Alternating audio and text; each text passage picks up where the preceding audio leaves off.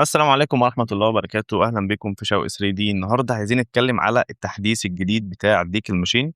ديك الماشين احنا بنستخدمها كتير جدا في إن أنا أحط تفاصيل بمنتهى السهولة في الموديل بتاعي. دلوقتي شغالين على بلندر 5.2 وده آخر إصدار LTS. LTS يعني هيستقر فترة، يعني ممكن يقعد معاك لحد آخر السنة وبعد كده يعملوا تحديث جديد. لو جينا بصينا على الشكل المدور دوت هتلاقي ان هو فيه تفاصيل كتير قوي، ولكن التفاصيل دي في الاول وفي الاخر هي عباره عن ايه؟ هي عباره عن صور اتعمل لها موديلنج قبل كده واتعمل لها ريندر واتعمل لها اضاءه. بس انت بتشوف ايه؟ بتشوف الريزلت النهائي، بتشوف النتيجه النهائيه، ولكن انت ايه؟ ما عملتش فيها اي حاجه، فاهمني؟ انت بس خدتها من الديك اللي انت محملها وحطيتها في الموديل بتاعك وزودت بيها تفاصيل واديت شكل كده ستايلس وهارد سيرفيس موديلنج وحاجات جامده جدا. طب ازاي؟ يعني مثلا لو جينا بصينا على السلاح دوت، فالسلاح ده الموديلنج بتاعه لو انت شفته هتلاقي الموديلنج بسيط جدا. طب التفاصيل الكتير قوي دي جايه منين؟ هتلاقي اغلب التفاصيل دي هي معموله من ديك الماشين، اغلب التفاصيل العامه بتاعت الموديل، فاهمني؟ طب ازاي بقى ان انا اثبت التفاصيل دي؟ يعني بعد ما حطيت الديكل على الموديل بتاعي، ازاي اثبتها واستخدمها كمان في الحاجه اللي انا بعملها او في المشروع بتاعي؟ ده اللي احنا هنتكلم عليه النهارده.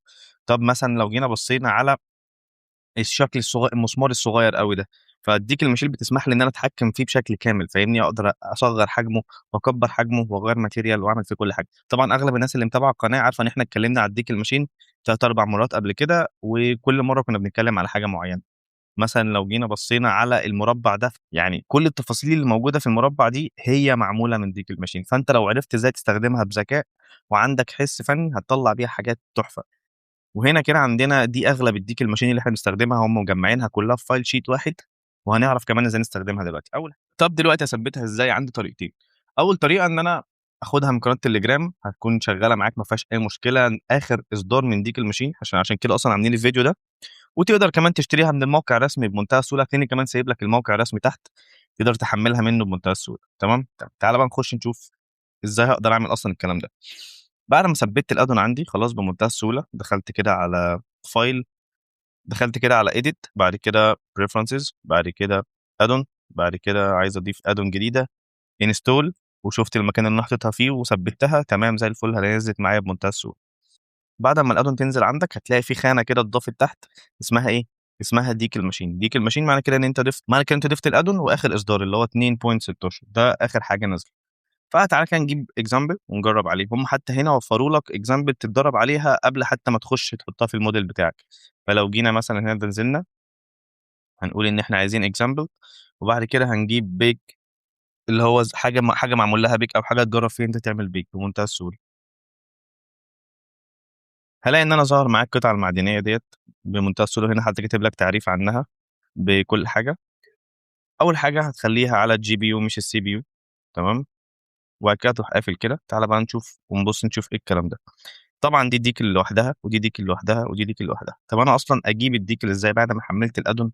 عايز اجيب الديكل واشوفها، هدوس على حرف الدي، الاختصار بتاعها من الكيبورد حرف الدي. اول ما ادوس على الدي هلاقي كل القائمه دي ظهرت معايا، ولو دوست هنا هيفتح لي حاجات تانية، ولو دوست هنا هيفتح لي حاجات تانية. دي كلها حاجات اقدر استخدمها في الموديل بتاعي بعد ما انا خلصت وازود بيها تفاصيل. طب ازاي اصلا هقدر احطها؟ تعال نتفرج على الشكل ده الاول وهقول لك كل حاجه دلوقتي. دلوقتي احنا جينا بصينا هنا، شايف ده ديك الماشين موجود هنا وهناك وموجود هنا، وطبعا الشكل ده من الوهله الاولى ممكن لو دخلت كده على الايديت مود هتلاقي ان هو معمول له ترانجليشن. ترانجليشن يعني هو كان موديل هاي بولي ونزل. ما اغلب الحاجات كده بتتعمل موديل هاي بولي وبعد كده بتعمل لها ترانجليت عشان تقدر تتحكم فيها. الشارب ايدج هنا عشان خاطر تعرف يعني الشارب ايدج هنا بيحافظ على البيفل بتاعه. والاحظ برضو ان شكل الديكل معايا نازل مظبوط كده بمنتهى السهوله، ويعني الديكل ده اقدر اتحكم فيه وهو موجود ماشي مع التوبولوجي مش مبوظ فيها اي حاجه. طب انا هقدر اعمل ده ازاي؟ تعال نحط كده اول ديكل لينا في المشروع بتاعنا. فاحنا جينا مثلا دوسنا على حرف الدي ودخلنا هنا، جبنا اي شكل يعجبك. مثلا جبنا حاجه صغيره زي كده اهي، وبعد كده صغرناها. مثلا عايزينها تلف كده. بعد كده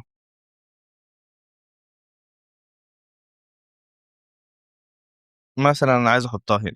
تمام تمام. لو انت جيت حركتها هتلاقيها بتتحرك معاك وبتروح معاك في كل حته. طب اثبتها هنا ازاي؟ دوست على الدي من هنا ودوست على بروجكت، يعني مثلا هي فين؟ هي هنا، وانا عايز اثبتها هنا، بس هي واقفه على الاتجاه دوت. لو دوست على الدي وبعد كده دوست على بروجكت هلاقيها لزقت واتحطت في المكان بتاعها، حطت على الشكل بالظبط. وخدت الشكل بتاعها، وبص لو طالع من كل الاتجاهات هتلاقيها كأنها جزء من الموديل. تمام تمام تمام. دلوقتي لو عايز احطها يدوي، هي مثلا بعيده اهي، رحت انا ماسكها ورحت دايس على كنترول، يعني هنا كده مسكتها جي، جي وانا دايس على جي، دوست على كنترول، هلاقي ان هي سبتت تاخد معايا اي كيرف انا عايز ايه، انا عايز احطها فيه بمنتهى السهوله. عايز احطها مثلا هنا وسبت. تمام. بعد كده دوست على دي بروجكت، هلاقيها لزقت حتى لو المكان ده فيه ايه، حتى لو المكان ده فيه كيرف بتلزق عادي بمنتهى السهوله. وبعد ما ادوس بروجكت، لو عايز افكها لازم ايه، افكها من هنا كده عشان تقدر تتحرك معايا تاني. ندوس على كنترول، ثبتها في اي حته احنا عايزينها، خلاص هتلاقيها اتحطت معاك هنا او هنا، سواء اي حاجه انت ايه انت عايزها. تمام تمام. فاحنا دلوقتي هنحط ديكل مع بعض على الشكل ده، ونشوف ازاي هقدر احط الديكل واتحكم فيه من خلال الماتيريال بتاعته، واشوف هقدر اظبط الماتيريال بتاعته ازاي.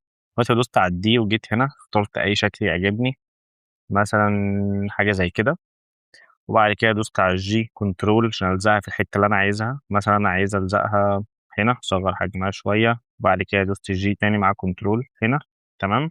خلاص هي كده لزقت واتحطت في شكلها، هي لازقه جوه كل حاجه. طب عايز تتحكم فيها بقى تحكم كامل، اخش على الماتيريال، هتلاقي ان انت ماسك الجزء ده بس. طبعا اهم ثلاث حاجات هما الميتاليك والرفنس. لو جيت كده دخلت عليها، قربت كده منها عشان ابقى شايف، وجيت كده عند الميتاليك ورحت مزود، هلاقي ان انا ايه بخليها معدنيه اكتر. بص هنا كده باينه ان هي بقت حديد اكتر، وبعدين ممكن اقلل. طبعا عندي البيس كولر، لو انا مثلا عايز اخليها مش طبيعي، عايز اديها اي لون تاني مثلا عادي، فاهم، ممكن اديها لون تاني كده، او ايا كان تحكم كامل براحتك، او تخليها تاخد نفس لون السيرفيس اللي انت فيه. والرفنس هتبان بلاستيك اكتر، ولو رجعت رفنس هتبان ايه، يعني زودت رفنس هتبان كأنها بلاستيك وشارب كده من الجناب اكتر. ولكن لو خليتها زي ما هي عادي زي الفل. وعندي طبعا الايميشن، لو هي فيها اضاءه ممكن اخلي الايميشن ده واحد واروح مزود كده، هتلاقيها بقت مضيئه، فاهم، بص بقت كده بتنور. وعندي القرب والبعد، يعني ممكن اخليها تقرب وتبعد من السطح نفسه، فاهمني. احنا طبعا هنخلي الايميشن ده صفر عشان ما تبقاش مضيئه. واروح ماسك هنا القرب والبعد، اللي هو ايه، هتلاقي بص كلهم كده مربوطين مع بعض مع حته هنا، هي دي الجزء بتاع القرب والبعد. لو انا مثلا جيت كفلتها صفر، هلاقي ان هي فلات خالص لازقه كده. لو زودت لجوه هلاقي ان هي ايه بتخش لجوه قوي، فاهمني، يعني هنا كده جوه اكتر. وهكذا. ومش دي بس على فكره، كلهم نفس الكلام. يعني مثلا جيت مسكت ايا كان المسمار ده لوحده، وبعد كده جيت كده قربت، هلاقي برضو ان العمق بتاعه من جوه بيزيد او بيقل ايا كان. نفس الكلام هنا، هقدر ازود كلهم نفس الكلام، اقدر اخلي البعد والقرب. فانت كده خلاص عرفت ازاي تحط الديكل بتاعتك. يعني احنا مثلا حطينا دي دلوقتي فثابته وزي شكلها زي الفل، احط الديكل مكانها وازود بيها تفاصيل. طب عايز انقلها الناحيه التانيه، اروح ماسك هنا شيفت ماسك هنا الت اكس، واروح ناقل الرامي الناحيه التانيه، خلاص بقت موجوده معايا كمان في الناحيتين بالظبط بمنتهى السهوله. ايا كان بقدر اعمل فيها كل حاجه. لو عندي شكل رباعي هقدر اعمل برضو كنت واروح نازل تحت وهكذا. فدخلت كده هنا على مسكت الشكل ده، دوست على الدي، رجعت تاني الجنرال، دوست على الدي، عايز اجيب كلام، بص عندك كل ده مفتوح تقدر تحط في اللي انت عايزه. مثلا جبت سهم زي كده، جي كنترول ورحت لازقه هنا، خلاص تمام السهم اتحط معايا. بتعمل انت الموديل بتاعك البسيط، وبتكون طبعا عارف اغلب الاشكال اللي عندك ايه من الديكل، بتحطها في المكان اللي انت عايزه. اللي عليها لمبه علامه لمبه زي كده، دي معناها ان دي مضيئه فيها ايميشن شغال ومتفعل بمنتهى السهوله. والميزه دلوقتي ان انت اصلا تقدر تخش وتحمل بقى الاشكال الديكل اللي انت عايزها. يعني في اشكال كتير جدا موجوده، على ناس كتير بتعمل مكتبه كامله من الديكل دي، تقدر تحملها وتستخدمها تحطها وتضيفها معاك كمان. وبعد كده لو جيت بقى فتحت هنا وبصيت، هتلاقي كل الحاجات الخاصه بالديكل. انا هنا بيقول لي البي اي ال بتاعك ان انت محتاج تثبته، دوست انستول ناو، هيحمل بس هياخد وقت. ودي معناها ان نسخه البايثون بتاعتي محتاجه ان هي تتظبط، فاهمني. يعني نسخه البايثون اللي عندي على الكمبيوتر محتاجه ان هي تتظبط، او انا اعمل ابديت لنسخه بايثون جديده. تمام. فدلوقتي لو جيت بصيت هنا على بعد ما تخلص كل دولت، لو جيت دوست اوبن فايل اكسبورت بيك، يعني دي بقى دي مهمه جدا. هتلاقي ان هو فاهم ده كده التتبع بتاع المش بتاعك. يعني لما انت تيجي تخش هنا هتلاقي ان هو حافظها في بلندر فاونديشن، وبعد كده بلندر، بعد كده النسخه اللي انت شغال عليها، لحد ما تلاقي داخل عليك الماشين لحد الاخر خالص بيك. دي هنا هيحط لك الصور اللي انت حفظتها في الموديل بتاعك. هل هيحفظ واحده؟ لا، هيحفظ اللي في المش كله. يعني هيجمع كل البيك اللي في المش كله ويحطهم كلهم مع بعض بمنتهى السهوله، فاهمني. وتقدر طبعا تعلي الجوده على الاخر، يعني مثلا لو خليت دي 2024 هكذا هتعلي الجوده جدا وهتلاقيها ظبطت معاك، فاهمني. هيحفظ لك كل الصور وتقدر تستخدمها كمان. لو انت تبعت لحد موديل فيه ديك بتبعتهم له، بتبعت له مع الصور بمنتهى السهوله. فكده خلاص عرفنا ازاي نحط الديكل، عرفنا ايه الحاجات الجديده اللي نزلت. وبعد كده لو جيت مثلا جيت نرجع تاني بقى للتيست ذات نفسه، ولو عايز اشوف مثال تاني بحيث ان انا اقدر اشوف اصلا تاثير الديكل على الخامات المختلفه، اقدر اشوفها ازاي. اخش هنا وبعد كده اخش على الديكل ماشين، هختار ان انا عايز اكزامبل، ولكن مش هختار الاكزامبل بتاع البيك، هختار اكزامبل العادي خالص. هتلاقيه جاب لك شويه كور، والكور ديت لو انت جيت بصيت عليها هتلاقيه بيوريك تاثير الخامات المختلفه على الديكل، يعني التاثير بتاعها في الخامات المختلفه ازاي. يعني هنا الخامه كلها بتاعه الموديل بلاستيك، فشايف هنا كده في شارب ايدج جامد جدا مع الخامه دي كلها بلاستيك. تمام، فهو بيوريك ان الخامه بلاستيك والبيفل ناعم فيها جدا، فمديها معاك شكل حلو قوي. لو جينا بصينا على الخامه اللي بعدها هتلاقي ان هي خامه ميتال بسيط جدا مع ايه، مع برضه سنه بلاستيك. والخامه اللي بعد كده هو مخليها تقريبا كلها ميتال. تمام، يعني دي كده الميتال فيها عالي قوي، فبيوريك برضه التاثير بتاع الميتال فيها عالي ازاي. تقدر طبعا تتفرج عليهم واحده واحده وتشوف. هنا مخلي الميتال زياده ومغير الالوان، وبيوريك برضه لو نصين هتبقى عامله ازاي. فاهمني؟ هتلاقيه هو حتى كاتب لك كل التفاصيل هنا، تقدر تطلع عليها بمنتهى السهوله. جيت مثلا بصيت هنا كده على شكل، هتلاقيه بيقول لك ان هنا الاثنين دولت معمل لهم ميرور، يعني ده الجسم الاساس ودوت هو ميرور ليه، ولكن لو جيت حركت كده هتلاقي ده بس اللي بيتحرك. تمام، سواء بقى راح كده او راح كده بيتحرك تبع الجسم الايه الاساسي. كل ما تيجي تقرب كده هتلاقي ان بينهم ايه، اتصال عادي، مفيش بيهم اي مشكله. فاهمني؟ وعندنا المثال التاني بيقول لنا ايه، هنا كده بيقول لك ديكل ماتش تو ديفرنت ماتيريال، يعني هنا كده ديكل مع خامات مختلفه، دي برضو اتكلمنا عليها. وهنا بيوريك الايميشن اللي هي الاضاءه اللي موجوده في الديكل، الحاجات اللي احنا قلنا عليها فيها لمبه فبتكون مضيئه، بيوريك لو انت خليت الجسم كله مضيء عامل ازاي. واخر حاجه في الصندوق ده هو تقريبا مستخدم فيه برضو الاضاءه، توضيح للاضاءه. ودي كده خامه جلاس اللي موجوده، يعني هو بيوريك خامه بلاستيك هنا كده واضحه جدا، هنا محطوط في فوقيها زي سمك كده عشان توريك ان ايه، ان الاضاءه من تحت بتدي شكل جدا. وكل دوت احنا اصلا على الايفي، يعني كل ده على الايفي. فتخيل بقى لو انت بتعمل الموديل وبعد كده وديته على سايكل، هتلاقي الاضاءه اقوى واحسن، وهتلاقيها طبعا مديه نغمشه كده حواليها، ويكون شكلها حلو جدا. تعال نشوف مثال تاني. هنا كده بيشرح لك الديكل الاساسيه خالص، اللي هو السيمبل والحاجات المعقده بنسبه بسيطه، يعني دول كده اتنين مع بعض. وهنا كده الجسم الاساسي. وبالمناسبه انت لو جيت في المثال ودخلت كده على ايديت مود، هتلاقي ان الموديلنج موجود معاك حي، يعني هنا كده ده كده موديلنج حي مش ديكل. شايف؟ مع فيه جات وفي كل حاجه. فبيقول لك انت تقدر تستخدم دوت كشكل عادي. هنا برضو نفس الكلام، هتلاقي موديلنج موجود برضو، كل موديلنج ايه موجود معاك بمنتهى السهوله. ممكن نشوف مثال، اخر مثال موجود عندهم تقريبا هو ايه. ده كده مثال قوي جدا اسمه ديكل ديمو اسيتس، ده بيوريك اغلب الديكل وهي محطوطه في مكان واحد مع بعض، عشان تعرف كمان تتعلم منهم ازاي تحط وسط الحاجات بمنتهى السهوله. فلو جيت كده بسيطه هتلاقي شكلها تحفه بكل المقاييس. فاهمني؟ هو مستخدم الديكل بكل اشكالها. شايف انت؟ مديك عظمه. انا اصلا بعرف اتفرج على الحاجات دي لما انا مثلا باجي بعمل ديزاين في حته معينه، مش عارف عايز ازود فيها تفاصيل ومش عارف ازود فيها تفاصيل، بخش بتفرج فعلا على الاسيتس ديت.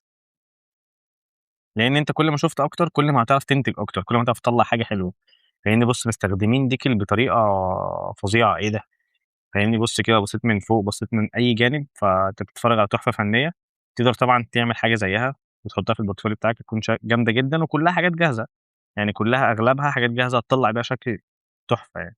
عندنا حاجه اسمها تريم شيت جيومتري، ده كل الديكل الموجوده، يعني كل الديكل بقى بالجيومتري بتاعتها. يعني خد بالك من الحته دي مهمه جدا. لو جيت كده دخلت هنا، دخلت على edit مود، هتلاقي ان الحاجه بتاعتك الجيومتري بتاعتها موجوده وظابطه وزي الفل. يعني هنا ده التريم شيت اللي انت سيفته عندك على الجهاز لما حملت الديكل، وهو بيستخدم التريم شيت ده وبياخد منه الحاجات وبيحطها عندك بمنتهى السهوله. ف طبعا لو انت عايز تتفرج على الموديلنج من جوه، عايز تعمل حاجه زي كده، تقدر تخش تبص. يعني مثلا عندك القطعه دي لوحدها تحفه فنيه بكل المقاييس، وهكذا. ده ابداع في الموديلنج، ده شغل محترفين قوي. فاهمني؟ اللي هو فعلا الموديلنج مظبوط قوي، مفيهوش اي مشكله، معمول بالدراسه زي الفل. وزي ما قلت لك في مكاتب تانية من الديكل، يعني مكاتب جامده قوي، واسعارها هتكون مش غاليه قوي. يعني مثلا ممكن تلاقي مكتبه جامده جدا ب 5 دولار، مكتبه جامده جدا ب 12 دولار، وهكذا. ده طبعا شكلهم كلهم مع بعض هم مرصوصين برضو. لو جيت دخلت هنا، ده الشكل اللي هم الوعاء يعني بتاع الحاجه. ممكن تلاقي ديكل صغيره والوعاء بتاعها كبير قوي، بتحصل في بعض الموديل يعني.